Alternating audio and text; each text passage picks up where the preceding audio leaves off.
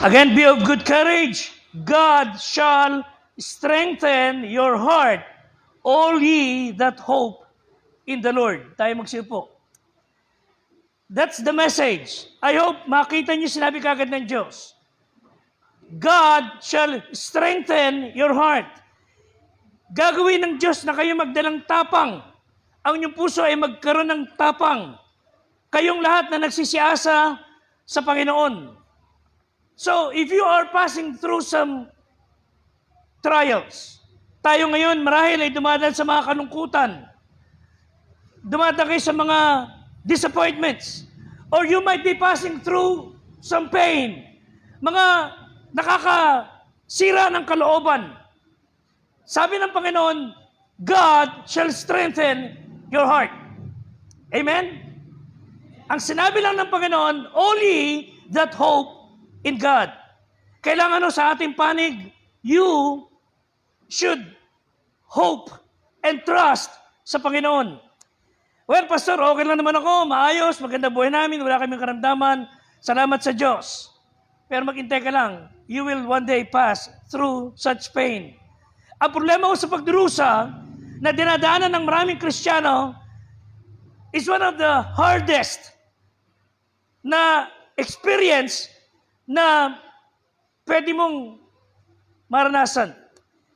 And pag ikay dumaan sa mga pagsubok, hindi po na wawala ang katiyakan na it will give you grief and loneliness and pati yung oras na wala kang kakayahan lumaban, na walang halos you feel so all alone.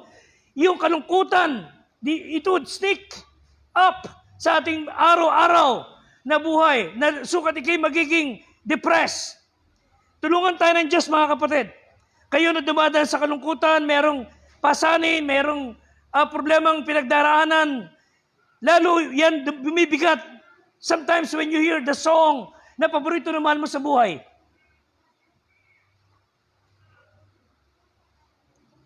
the sorrow or the grief intensify when you hear words na madalas yun na pag-uusapan.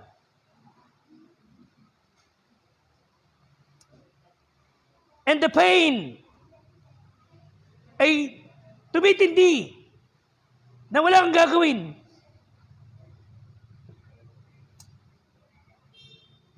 You just go find a quiet place and cry. Pagka kayo ay dumadaan sa namang suliranin ngayon o may pinagdaanan kayong kalungkutan, hindi po maialis na maglalaro sa inyong kaisipan yung iba-ibang mga bagay that would really put you down. Pero ano pwede natin gawin? Maglilisto kayo. Just try to relax. Try to think of what God has to say. Just try to think kung anong gusto ng Diyos na mangyari sa ating buhay. Just try to think that God is looking at you. Na hindi ka niya pinababayaan. Na hindi ka nag-iisa. And when you thought you're all alone, lagi niyo isipin, hindi ka niya iiwanan. And He's willing to relieve you of sadness. Dahil mga kapatid, when we are in the midst of pain o kalungkutan, ano man ang dahilan, your emotions are too powerful na pipilitin kanyang ilagay sa kahon yung buhay mo o ilagay sa isang container na anytime it would burst. And it would result sa iba-ibang karamdaman, headache, ulcer, na pagka yung sa loobin, kinimkim mo mabuti, it could tear your body apart, na maglalabas sa iyong katawan ang anumang effect. So, masisira ang araw mo, kalungkutan sa paligid naman sa buhay. Ano niyo, hindi mo madaling mawala ang lungkot. Hindi mo madaling mawala yung dalamhati.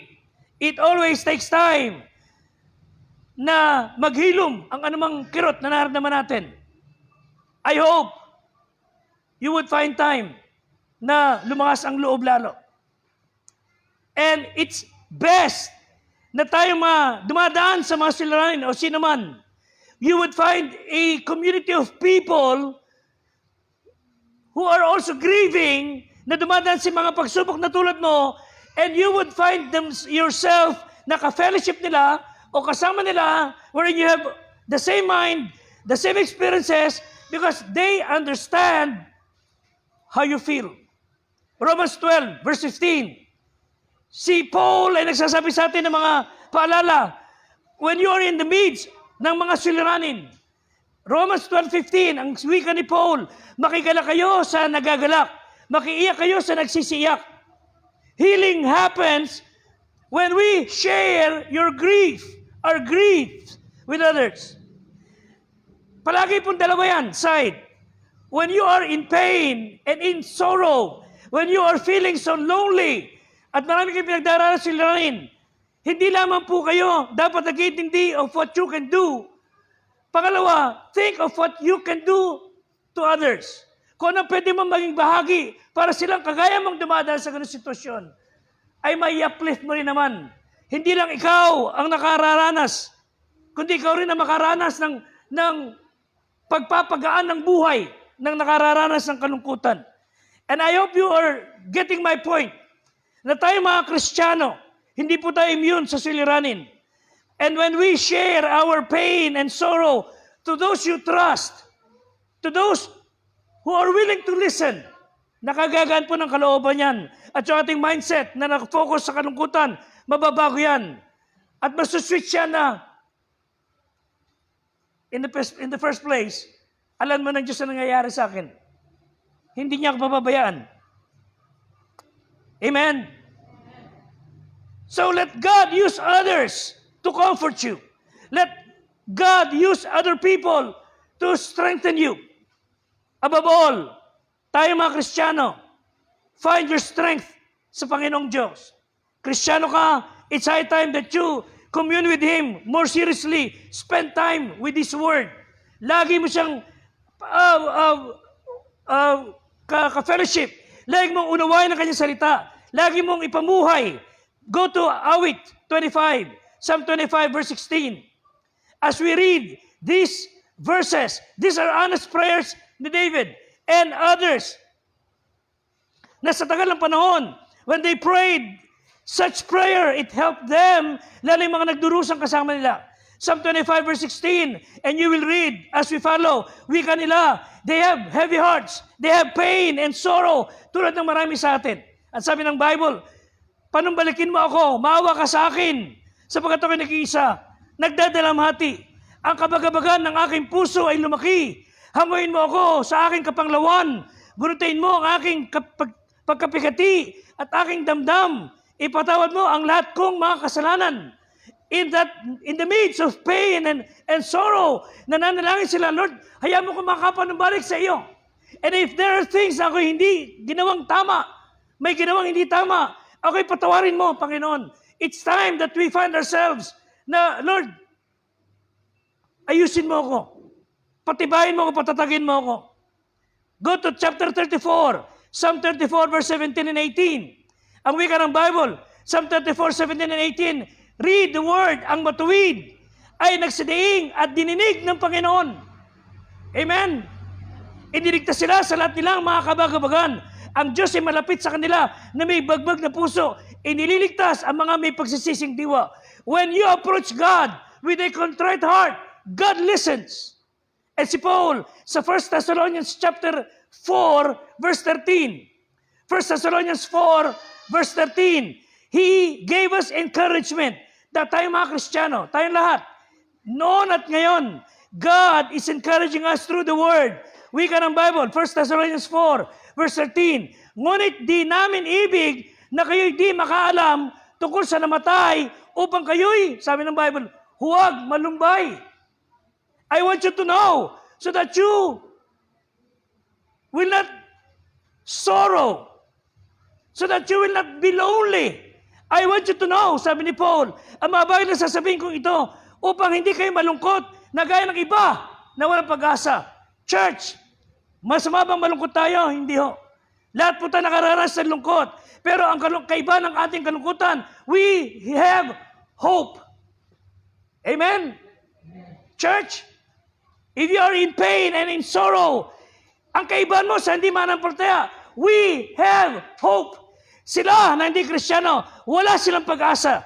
Nasa verse 16 and 18 and following, God is telling us through the rapture. Sabi ni Paul, hindi ko nais na kayo walang nalalaman na isang araw si Kristo darating. You will hear the trumpet sound. At pagdating ni Kristo, tayo mga Kristiyanong buhay ay kukunin dadalhin sa alapap. Sila Kristiyanong unang namatay ay unang mabubuhay. At sama-sama tayong dadalhin ng Panginoon sa alapap. And so shall we ever be with the Lord. Church, kumpara sa lungkot natin ngayon, kumpara sa ating mga suliranin na taglay, napakaliit lang niya na porsyento sa malaking bagay na nakabang para sa atin. Don't lose hope. Amen? Si Kristo ay darating, kukunin tayo isang araw. Mamatay man tayong una, pero kukunin tayo ni Kristo. And we will be together. Kasama nating mahal sa buhay na naunang namatay. And that is a very powerful hope. Hindi sinabi ni Paul, do not grieve. Ang sinabi ni Paul, do not grieve as those without hope. Church, again, kung sakaling dadaan kayo sa kalungkutan, kung sakaling dadaan kayo sa mga pagdadalamhati, yes, umiyak kayo, ilabas nyo sa Panginoon ang inyong mga saloobin, and share with others na mga mapagkakatiwalaan. Go with friends na kapatiran na may malasakit sa iyo. Huwag kang mawawalan ng pag-asa. Huwag kang mawawalan ng pag-asa. There's always hope. Yung grieving is okay. Pero yung pagdadalamati, pag hindi mo iningatan yan, at pag ito ay nagpadaig tayo, it will lead to despair. At sa iyong kalungkutan, mga kapatid, God is telling you, you can find hope sa mga pangako ng Diyos. Na si Kristo ang dumaig, pati sa kamatayan na ating kinatatakutan. Ano niyo, sa totoo lang, ang hirap po maisip na ating buhay sa araw magwawakas. Pero kung isipin nyo, hindi talaga wakas eh. It will just be another room, another chapter ng buhay mo. Paghugot mo ng huling hininga, ang sakit man sa kalooban, naiwan mo sila. Pero alam mo, bago pa ito yung magkukuha sa iyong bangkay, andun ka na kagad sa pili ni Kristo. 2 Corinthians 5:10, absent from the body, present with the Lord. Amen? Amen? I have that hope. Tayo mga Kristiyano dapat may ganang pag-asa.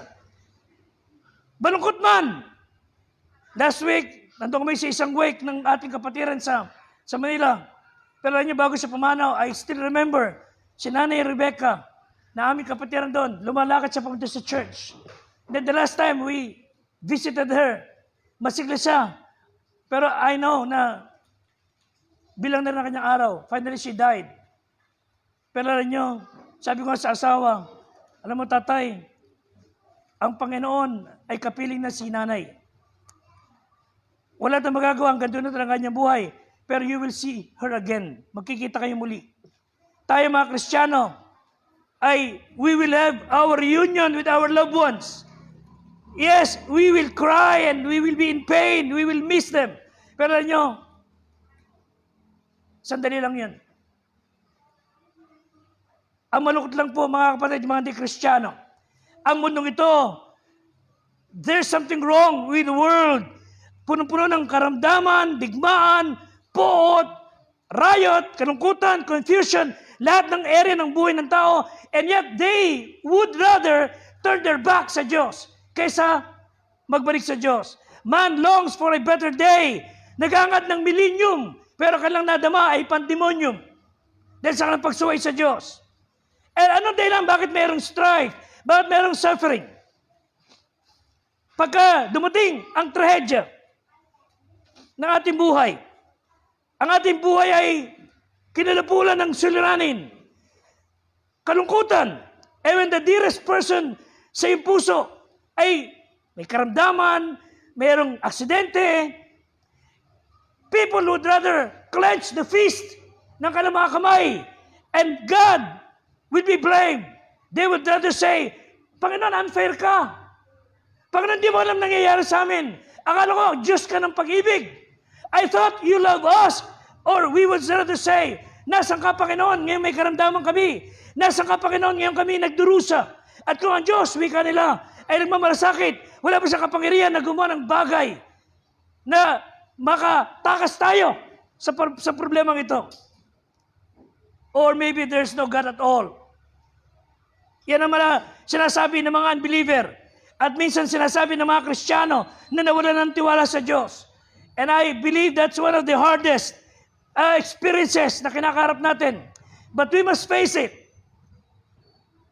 The reality of pain and problems and pressure, the reality of sorrow and suffering, ay talagang tambad sa iyong pagmumukha.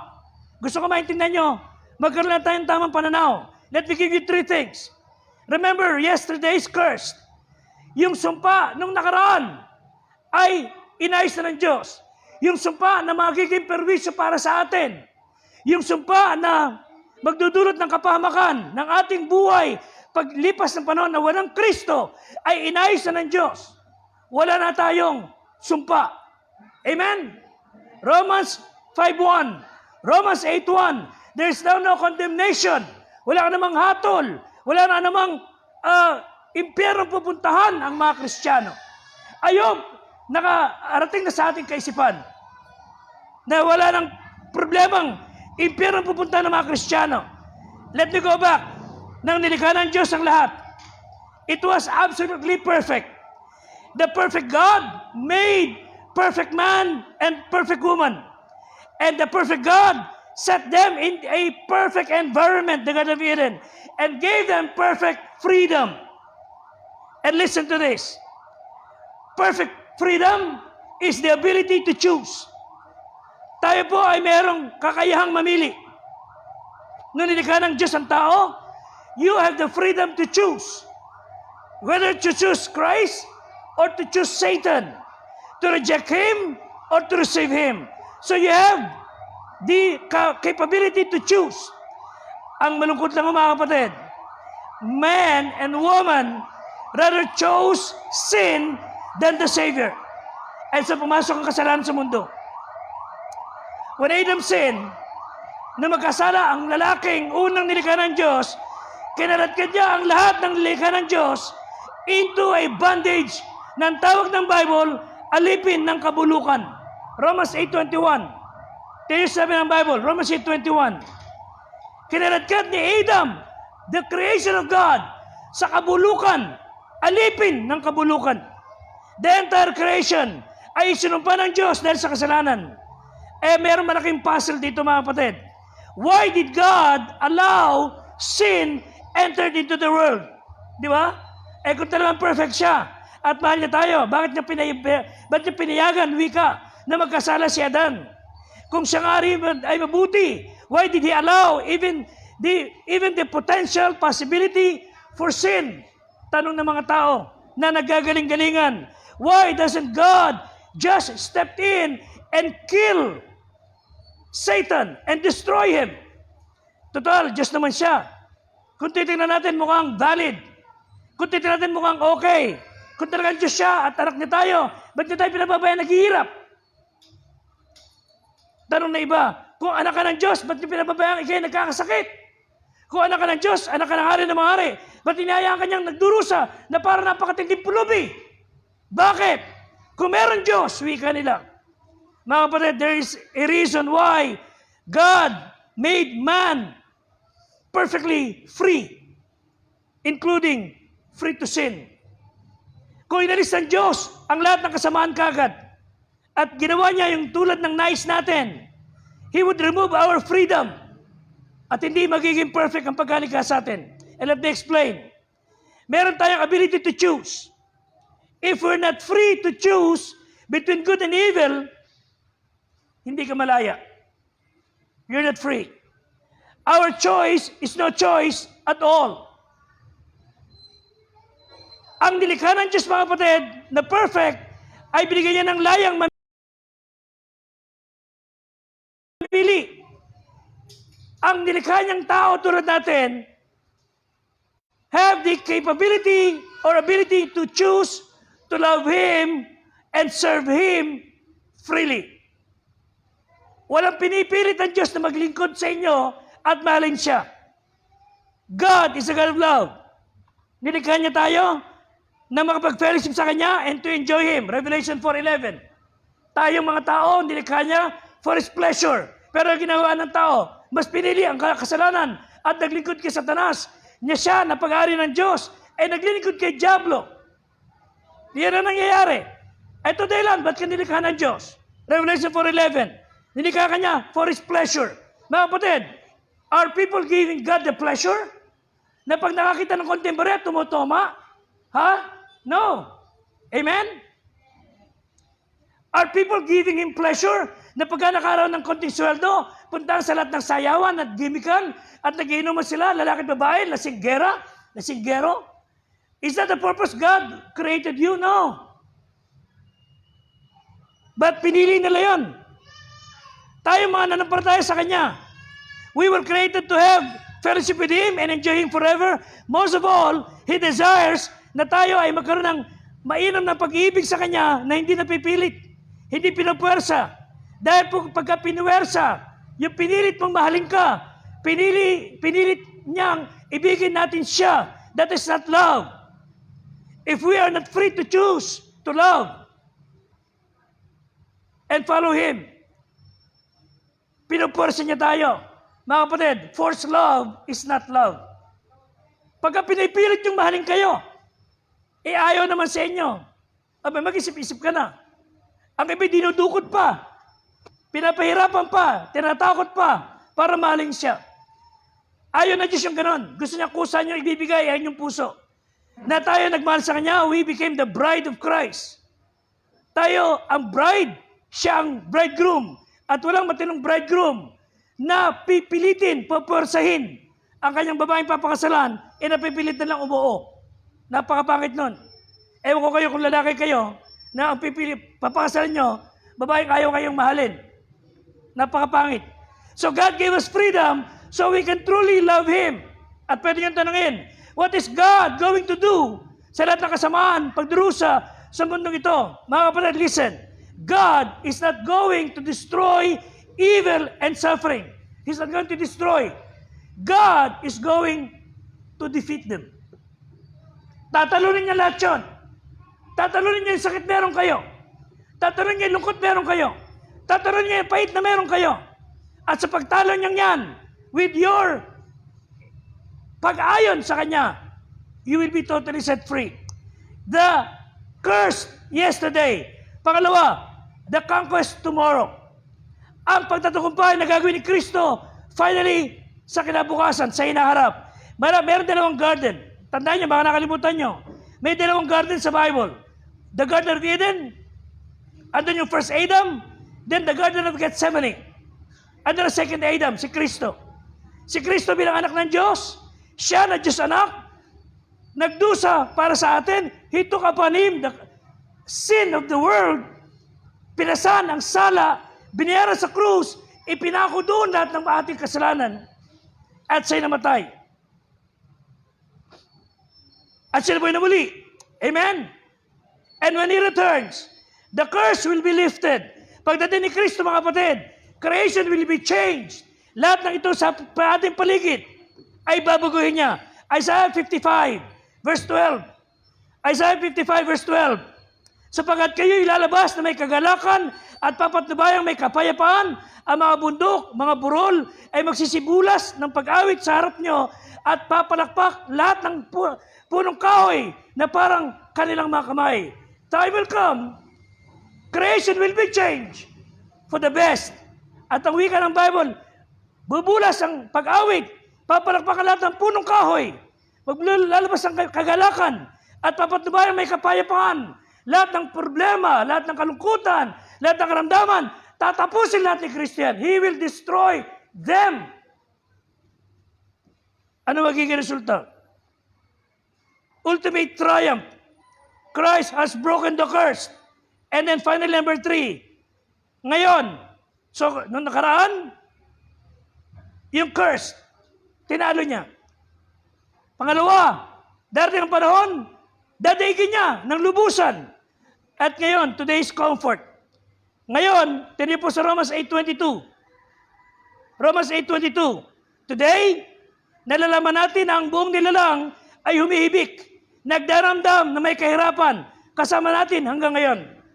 Ngayong panahon ito, don't be surprised if you will find yourself na malungkot, nag-iisa, puno ng pagdurusa. That's today. That's happening right now. Sapagkat ang mundo ay nasa ilalim ng sumpa. And we groan with it. Nagdaramdam, humihibik, kasama.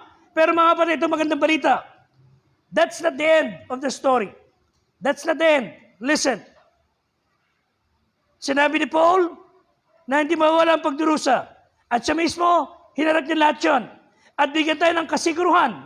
Romans 8:18, tinasabi ng Bible. Romans 8:18. Amen?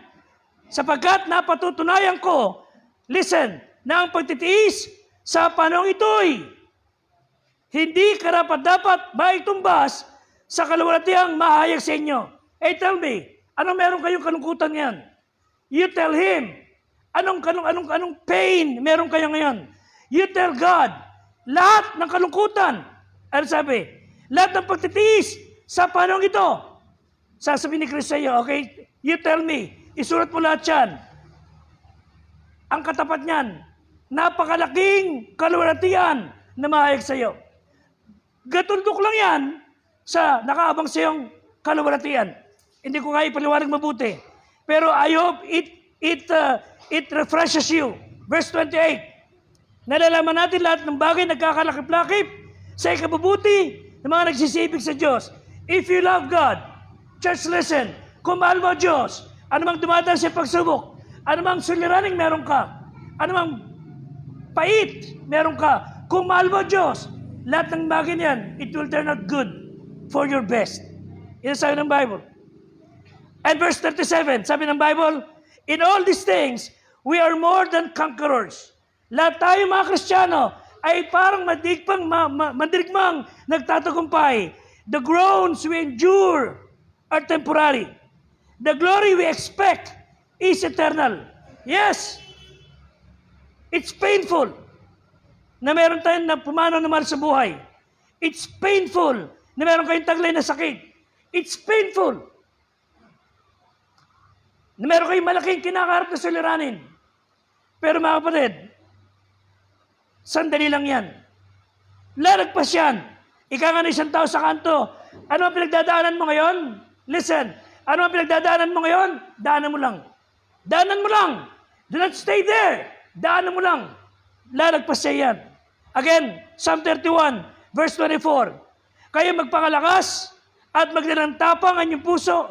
Kayong lahat na nagsisiyasa sa Panginoon. Again, the Bible says, be of good courage.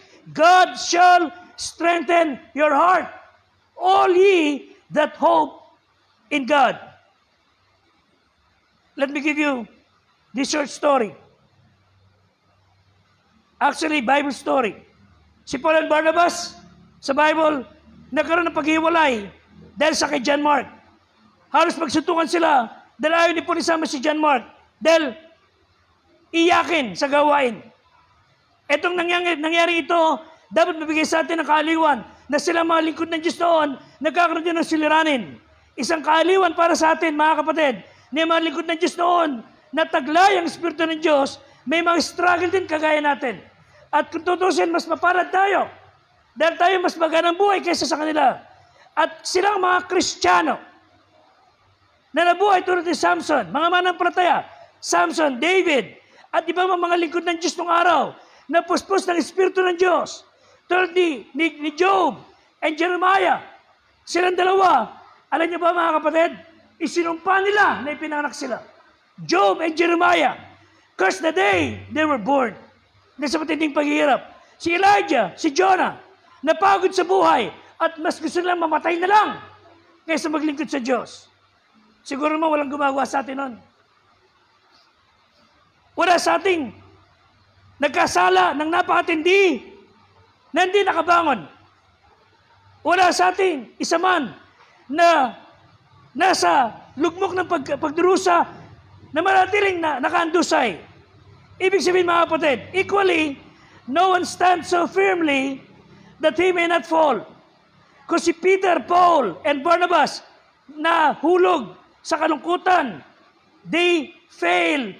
I and you may fail. If they rose again, kasi nakabangon muli, church, ako at kayo may rise again.